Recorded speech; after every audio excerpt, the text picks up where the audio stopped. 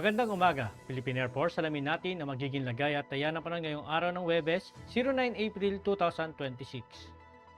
Para sa ating synoptic situation, patuloy na nakakaapekto itong ridge of a high pressure area na nakakaapekto dito sa Northern at Central Luzon. Samantala, meron nga tayong minomonitor na isang bagyo sa labas ng ating Philippine Area of Responsibility. Ito huling namatan kaninang alas 3 ng umaga sa layong 2,880 km silangang bahagi ng northeastern Mindanao. Ito ay may taglay na hangin na 55 km per hour malapit sa gitna at ay pabugso na umaabot na 70 km per hour. Ito'y kumikilos kanluran ng mabagal. Samantala, asahan din natin na ito'y papasok ng ating Philippine Area of Responsibility next week o sa darating na Miyerkules o Huwebes kung hindi magbabago ang kanyang bilis. At asahan natin na ito'y bibigyang pangalang Kaloy. Para sa ating general area forecast, asahan natin sa buong Luzon, partikular na nga dito sa Metro Manila, sa buong Visayas at sa buong Mindanao, ang mainit at malinsangang panahon at mababang tsansa ng pag-ulan, ngunit inaasahan pa rin natin ang mga localized thunderstorm pagdating ng hapon.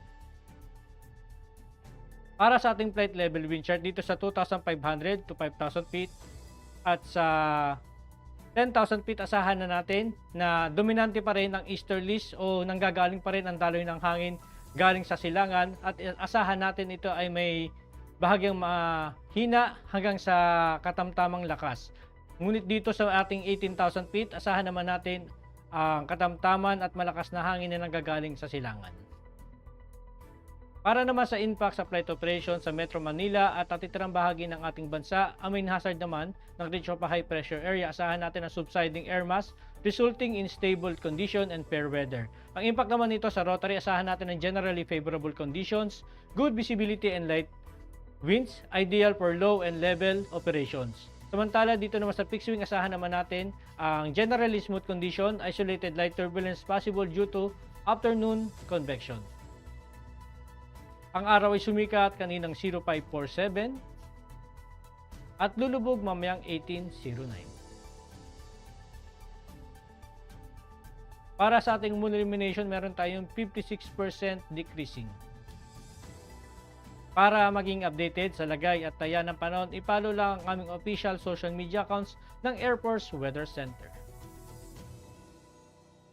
At yan lang po lagi ng ating panahon ngayong umaga at sa ngalan po ng aming commanding officer na si Colonel Alvin John Cugador Pop Jesse, ako si Staff Sergeant Edmar B. Sagadraca Jr., Philippine Air Force Weather Broadcaster ng Air Force Weather Center. Muli magandang umaga, Philippine Air Force.